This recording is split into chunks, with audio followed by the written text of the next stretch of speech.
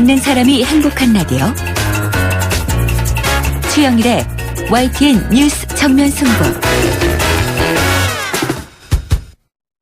YTN 뉴스 FM 뉴스 정면 승부 4부 시작합니다. 오늘 하루 동안 스포츠계에는 어떤 일들이 있었을까요? 스포츠 정면 승부 중앙일보 박린 기자와 함께하겠습니다. 안녕하세요. 네, 안녕하세요. 오늘은 좀 어두운 소식부터 전해드려야겠네요. 이 슈틸리케호가 무적 함대에 침몰당했다, 이런 소식인데요. 한국 축구가 스페인과의 평가전에서 완패를 당한 거죠? 네, 그 축구대표팀이 오늘 오스트리아에서 열린 스페인과 평가전에서 1대6으로 참패를 당했는데요.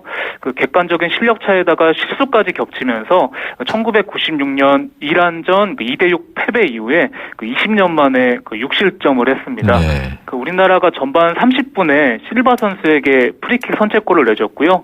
2분 뒤에는 골키퍼 김진현 선수가 백패스를 놓친 볼을 파브레가스 선수가 빈 골대에 넣으면서 참사가 시작됐는데 전반 8분 사이에만 3실점했고요. 후반에만 3골을 더 내줬습니다.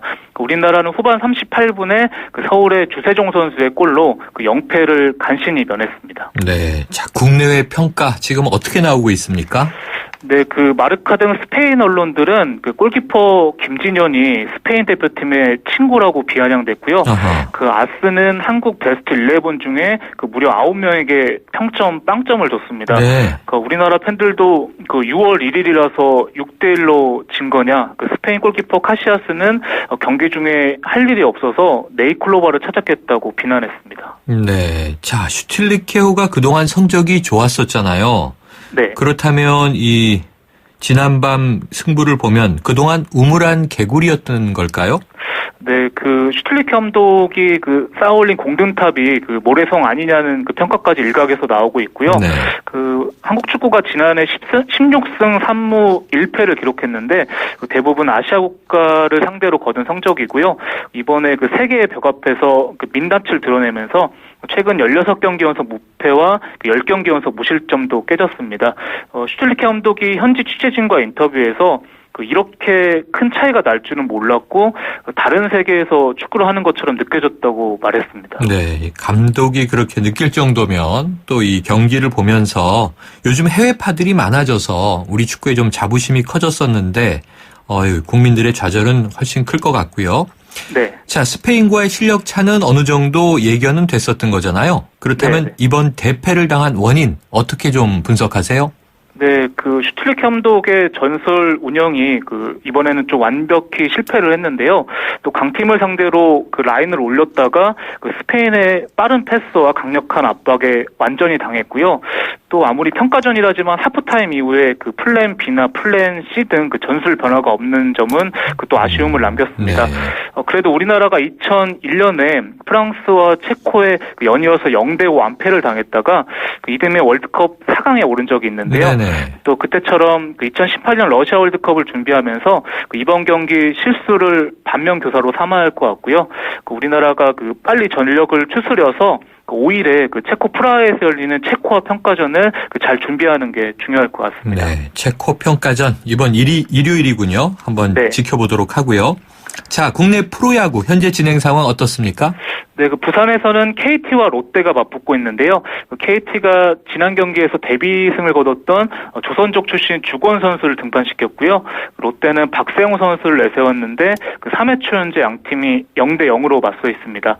창원에서는 선두 두산과 2위 NC가 3회 말 현재 0대0이고요. 잠실에서는 3회 말 현재 LG가 기아에 5대1로 크게 앞서 있습니다. 네. 고척에서도 3회 초 현재 삼성이 넥센을 상대로 6대1로 앞서 있고요. 대전에서는 3회 말 현재 SK와 하나가 득점 없이 팽팽히 맞서 있습니다. 네, 그렇군요. 자, 그러면 이제 미국으로 건너가서 미국 프로야구에서 활약 중인 우리나라 선수들 소식 오늘 어땠나요? 네, 볼티모어 김현수 선수가 보스턴전에 이번 좌익수로 선발 출전해서 시즌 3번째 한 경기 3안타를 몰아쳤는데요. 1회 우전 안타를 때려서 8경기 연속 출루를 이어간 뒤에 득점까지 올렸고요. 2회에는 인정 2루타를 때렸고 7회에도 우전 안타를 때렸습니다. 김현수 선수가 5타수 3안타 1본넷 2득점을 기록하면서 시즌 타율 3할 8푼 1리를 기록했고요. 그 팀도 난타전 끝에 13대 9로 승리했습니다. 그 시애틀의 이대호 선수는 샌디에이고전에서 그 5타수 2안타를 기록했습니다. 아유, 뭐 김현수, 이대호 두 선수 오늘 박수 받을만 했군요. 오늘 네. 소식 고맙습니다. 네, 감사합니다. 지금까지 중앙일보 박린 기자였습니다.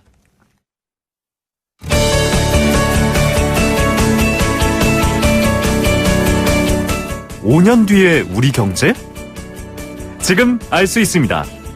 트렌드로 본 대한민국 경제.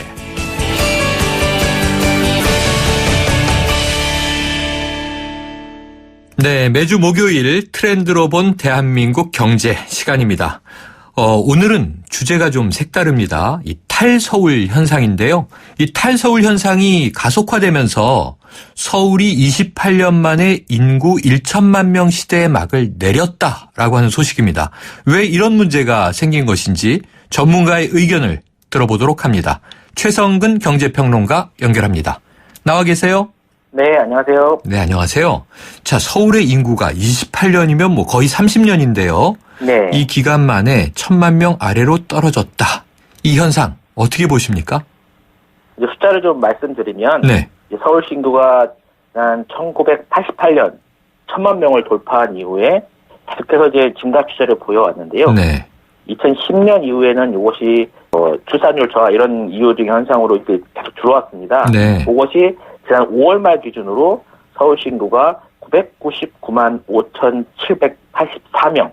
이렇게 1천만이 5월달 기준으로 이제 주민등록 인구가 깨졌습니다. 네.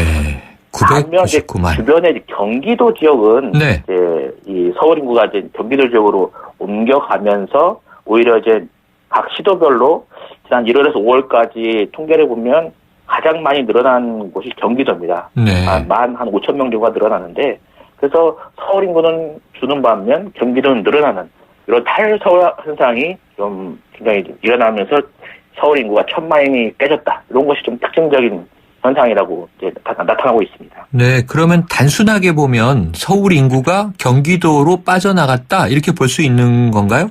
단순하게 말씀드리면 그렇게 말씀드릴 수 있겠습니다. 네. 경기도 인구는 지금 많이 늘고 있습니까? 그러니까 지난 1월에서 5월까지 보면 한 15,000명 정도가 늘어나서 전국에서 가장 많이 늘어났습니다. 네. 5개월 동안 늘어난 인구의 숫자군요. 네네. 네. 자, 그러면은 결국 이게 좀 원인을 짚어본다면 언뜻 눈에 뜨이는 것은 고공행진을 하고 있는 서울의 전셋값이 네. 원인이 아닐까 좀 예측해 볼 수 있을 것 같은데 지금 이 서울의 전셋값 상승 원인 어떻게 볼 수 있는 건가요? 아주 잘 짚어주셨습니다. 서울에 이제 전세난이 이제 가중되면서 전세를 찾지 못한 소위 전세 난민이라는 경우가 나타나는데 네. 그런 분들이 이제 전세 매물을 찾기 어려워서 차라리 이제 주변 경기도 지역으로 옮겨가는 그런 현상이 발생하게 되는데요. 그 원인이라고 하면 일단 기본적으로 공급 부족입니다. 전세가 이제 기본적으로 최근에 경기 부진으로 인해서 저금리가 속되다 보니까 이 집주인분들께서 전세를 이제 월세로 혹은 반전세로 이제 전환하는 그런 경우가 많아졌고요. 또 노후화된 건축물들에 대한 재건축 수요가 늘어나면서 이런 것들이 이제 전세 살던 건물들이 다 한꺼번에 재개발이 되면서 전세 이 매물이 이제 사라지는 그런 현상이 발생하게 됐습니다. 네. 그러다 보니까 전세 난민들이 전세가 나면 이제 경쟁적으로 좀 붙게 되니까 전세는 계속해서 오르게 되고 매물은 찾을 수가 없고 그런 현상이 좀 빠르게 나타나는 것 같습니다. 네, 자 매물 찾기도 힘들고 찾아도 비싸고 네네. 지금 나의 경제력으로는 그 전세 물건을 잡긴 어렵고 그러다 보니 좀 가격이 싸면서도 뭐 거리는 멀지만 경기도로 이제 나가게 되는 현상 이렇게 짚어볼 수가 있겠는데요. 자 그러면은요. 서울 인구가 아예 이 서울 내에서 비싼 전세를 포기하고 이 경기도를 비롯해서 지방으로 나가게 되면 수요가 떨어져서 전세값 떨어져야 되는 거 아니에요? 그런 현상이 이제 워낙 이제 서서히 일어나다 보니까 지금으로서는 이제 전세량이 이제 그 나간 인구에 비해서 이제 공급이 이제 거기에 받쳐주지 못하고 있는 그런 현상이기 때문에 네. 전세는 아직까지는 계속해서 오르게 될 거라고 보고 있습니다. 네, 중장기적으로 더 많은 인구가 빠져서 정말로 수요가 줄어들면 어떻게 될지는 좀 한참 지켜봐야 되겠군요. 네네. 서울에서 주로 밀려나는 세대가 30대, 40대 상대적으로 젊은 층으로 지금 알려지고 있는데요. 네네. 그러면은 직장은 여전히 서울인 경우가 많지 않겠습니까? 네네. 그럼 여기에 따라서 또 문제점이 발생하는 거 아닌가요? 그렇죠. 이제 직장은 서울인데 그 집이 경기도인 경우에 가장 큰 것이 아무래도 통근거리가 이제 길어지면서 네. 나타나는 것이 교통 문제죠. 음.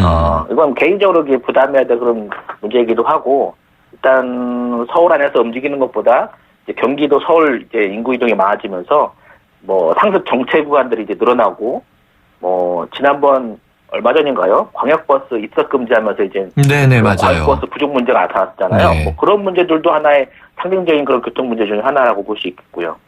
또 새롭게 이제 신도시들이 막 늘어나다 보니까 미처 이제 그에 부합하는 인프라들이 제대로 안 갖춰지면서 이제 주민들이 이제 불편을 겪는 뭐 교육 인프라라든지 교통 인프라도 뭐 미비된 부분들이 많기 때문에 그런 부분에서 어떤 문제점들이 좀 발생하는 것으로 알고 있습니다. 아, 그렇죠. 장거리 출퇴근에서 교통 문제를 비롯해서 참 말씀하시니까 생각이 나네요. 이 경기도에서 광역버스, 그러니까 입석 금지를 한 이유는 안전 문제 때문인데 네네. 그 대책이 제대로 준비가 안 되다 보니까 정말 그 출퇴근하는 분들 버스 기다리느라고 발 동동 구르던 장면이 생각이 납니다. 네네. 예, 근데 교통 문제 외에도요, 이 인구 감소가 다른 여러 가지 부작용으로 좀 이어지는 것 아닌가요? 아무래도 인구가 이제 지속적으로 줄어든다고 생각을 해보게 되면 서울시에서 이제 거둬들일 수 있는 이것이 이제 재정 악화의 문제로 네, 이어질 수 네. 있습니다. 세수가 줄어드는 것이죠.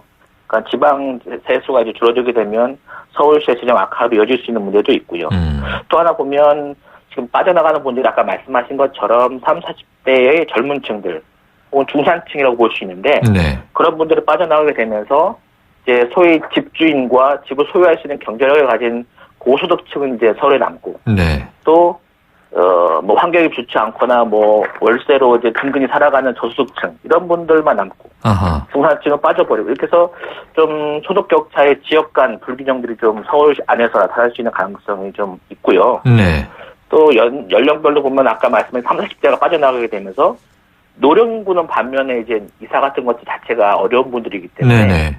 서울시에 그냥 근근히 살아가는 분들이 이제 서울시에 남아서 이 노령화 문제도 좀 나타날 수 있는 그런 가능성을 우리가 좀 우려가 됩니다. 네, 그렇군요. 자, 이 1,000만 인구를 염두에 두고 벌여오던 각종 사업들도 있는데요. 뭐 예를 들면 이제 남부 순환도로라든가 도로들을 계속 확충하지 않았습니까? 네. 그런데 인구가 이렇게 줄어버리면요, 막대한 유지 비용만 이 인프라에 뒤집어 쓰게 되고 제대로 실효성은 없는 것 아닌가 하는 우려도 나오는데 어떻게 보십니까? 뭐 아무래도 인구가 이제 서서히 줄어들기 때문에 이게 막 한꺼번에 뭐 뒤집어 쓴다 이런 표현은 좀 과한 것 같고요. 네네. 다만 이것이 이제 계속적으로 감소하게 되면 인프라 과잉 문제도 발생할 수가 있을 것으로 보여지고요. 다만 서울이 이제 문제는 이제 직장은 서울인데다가 집은 경기도나 주변 지역이기 때문에 실질적으로 그런 인프라들은 필요하다고 보여집니다. 이동거리가 길어지고 유동인구가 많아지기 때문에. 다만 이제 유지 비용 면에서 서울시가 재정은 장기적으로 줄어드는데 그런데 장기적으로 투자한 어떤 인프라들에서 뽑아들일 수 있는 이 세수가 줄어들었기 때문에 그러한 부분에 좀 부담은 커질 수 있는 우려가 있죠. 재정 문제를 가장 우선 우려하시는군요. 네네. 네, 잘 지켜봐야 되겠습니다. 그래도 이제 인구가 서서히 줄기 때문에 인프라가 이렇게 남아도는 문제가 바로 발생하는 것은 아니다. 그러면 이제 대책을 잘 세워서 차근차근 준비를 해나갈 수 있다라는 얘기군요. 네네. 자, 그런데요, 이 인구가 줄어드는 현상, 서울이 워낙 거대 도시로 계속 팽창해오지 않았습니까? 네네. 그러면은 이게 긍정적인 부분도 있지 않나 싶은데요. 대기 오염 측면이라든가, 뭐 교통 체증이라든가, 혹은 지역 균형 발전이라는 측면에서는 어떤 또 좀 이 장점이 있을까요? 굳이 좀 찾자면 뭐 그렇게 지적할 수 있을 것 같습니다. 서울 인구가 계속해서 줄어든다고 가정을 했을 때 고질적으로 서울을 아까 말씀하신 것처럼 문제가 인구 과밀화에서 비롯된 다양한 문제들이 있지 않습니까? 네. 지금 나타나고 있는 그런 전세난도 그런 인구 과밀화에 따르는 부족되는 문제이기도 하고요. 네. 또 시내 교통 뭐 체증 문제라든지 또 하다못해 또 유치원 뭐 우리 어머님들이 보내실 때 그렇죠. 상당히 자리가 없어서 많이 고생하셨지 않습니까? 네. 그런 문제도 서서히 좀 해결될 수 있는 부분도 있고 또 굳이 지적하자면 뭐 생활 쓰레기 이런 부분도 조금 줄어들 수도 있는 그런 가능성이 있죠. 네. 다만 이건 서울시의 관점이죠. 그렇죠. 서울시의 관점이고 그런 부분들이 경기도나 주변 쪽으로 분산되는 그런 개념이기 때문에 네. 체력비 인구가 증가하는 어떤 그런 지역에서는 다시 이런 부분들을 좀 떠안아야 되는 그런 부분이고요. 네. 그러면 서울에서는 뭐 그런 과밀화에 따른 문제들이 이제 어느 정도는 서서히 좀 완화되지 않을까 생각을 해봅니다. 네. 아까 이제 초두에도 짚어주셨습니다만 결국 이런 인구 감소가 뭔가 자발적으로 우리가 뭐 귀농하자, 귀촌하자 이런 게 아니고 네. 전세난에서 비롯된 거라니까 좀 씁쓸한 점이 있는데요. 네네. 앞으로 여기에 대한 좀 대책도 나와야 될 것 같습니다. 오늘 말씀 감사합니다. 네, 감사합니다. 지금까지 최성근 경제평론가였습니다.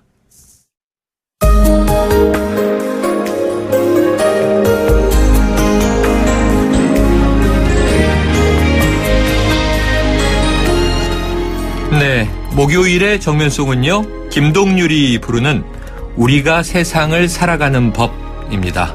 오늘 뭐 북중 관계 변화 기류에서부터 세계 여러 나라에서 벌어진 일들, 또 수도 서울 문제와 함께 국내 뉴스들을 짚어봤는데요. 정말 아직까지도 우리 스스로 생존을 지키기 위해서 몸부림을 쳐야 하는 세상이라는 점 안타깝습니다. 정말 우리 스스로 세상을 살아가는 법을 올바르게 터득해야 할 것 같고요. 이런 문제들을 좀 나라와 정치권에서 잘 풀어주기를 기대해 볼 뿐입니다. YTN 뉴스 FM 뉴스 정면 승부, 오늘 준비한 내용은 여기까지입니다. 지금까지 프로듀서 박준범, 작가 홍기희, 강현지, 기술감독 안홍진, 김경수, 진행의 최영일이었습니다.